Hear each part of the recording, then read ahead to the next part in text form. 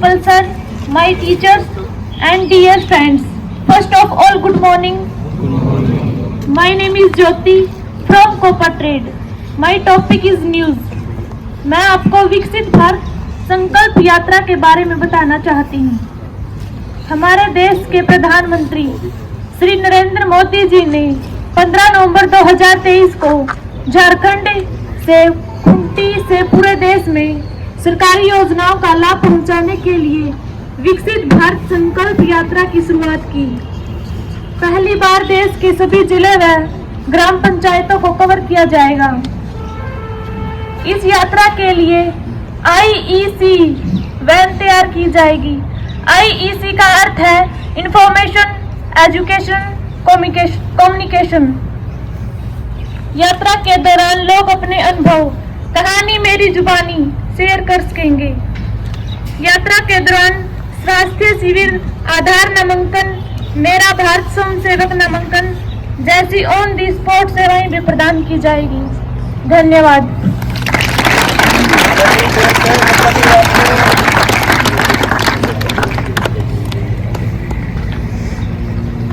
Respected principal sir and other teachers and my friends, good morning all of you. मैं आपको विकसित भारत के ऊपर कुछ बातें बताना चाहती हूँ।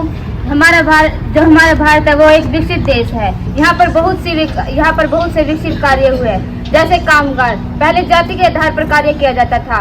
जो कुम्हार था, कुम्हार ही घड़े बनाता था। फर्नीचर का काम केवल खादी ही कर सकता था। लेकिन अब ऐसे कुछ बातें नहीं है।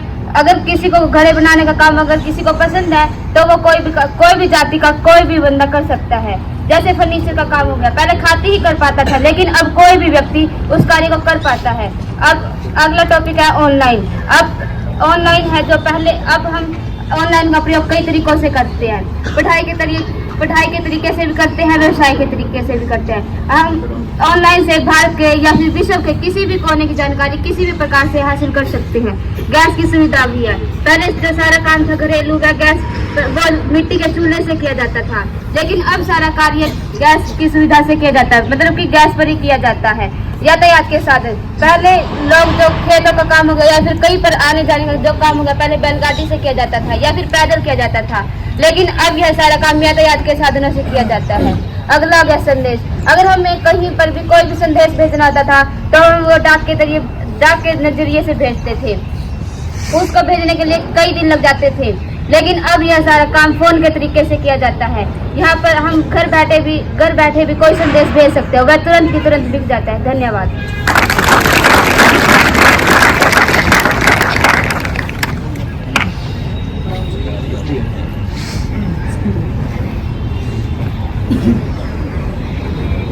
Respected principal sir, GI sir and other teachers.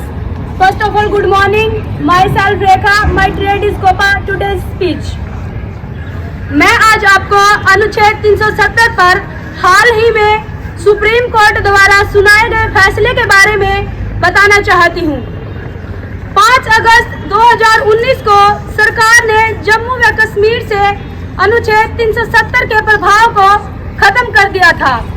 इसके साथ ही राज्य को 2 हिस्सों जम्मू कश्मीर और लद्दाख में बांट दिया था। केंद्र सरकार के इस फैसले के खिलाफ सुप्रीम कोर्ट में 23 अर्जियां दी गई थी। इन सभी अर्जियों को सुनने के बाद सितंबर में कोर्ट ने अपना फैसला सुरक्षित रख लिया था।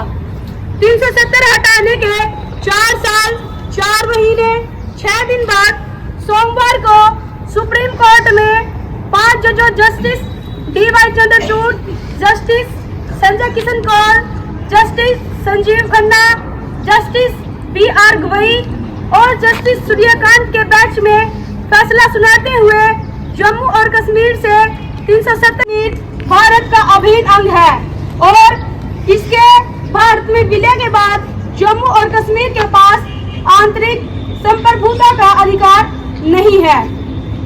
अब मैं आपको अनुच्छेद 370 के बारे में बताना चाहती हूँ। इस अनुच्छेद को भारत के संविधान में 17 अक्टूबर 1949 को शामिल किया गया था। इस अनुच्छेद के तहत जम्मू और कश्मीर को विशेष राज्य का दर्जा दिया गया था। इस अनुच्छेद के कारण केंद्र सरकार के बहुत से कानून जम्मू और कश्मीर पर लागू नहीं होते थे। इस अनुच्छेद की मौजूदगी के कारण केंद्र सरकार सिर्फ रक्षा, विदेशी मामले और संचार से संबंधित मुद्दों पर ही कानून बना सकती थी। बाकी के मुद्दों पर राज्य की शक्तियां ही प्राप्त थी। इस अनुच्छेद की मौजूदगी के कारण जम्मू और कश्मीर को अपना अलग संविधान बनाने की अनुमति दी गई थी। धन्यवाद।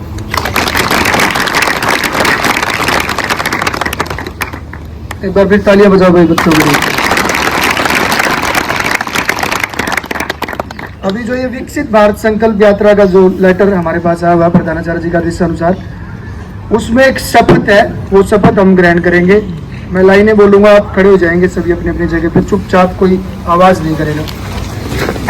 सभी अपना दाहिना हाथ आगे करेंगे, आवाज नहीं भाई, किसी की आवाज नहीं बीच में।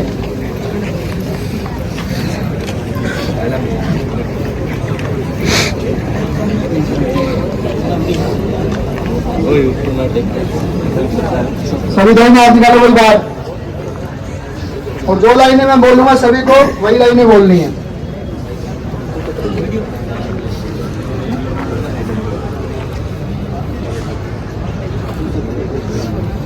सभी बोलेंगे भाई, हम शपथ लेते हैं कि भारत को 2047 तक आत्मनिर्भर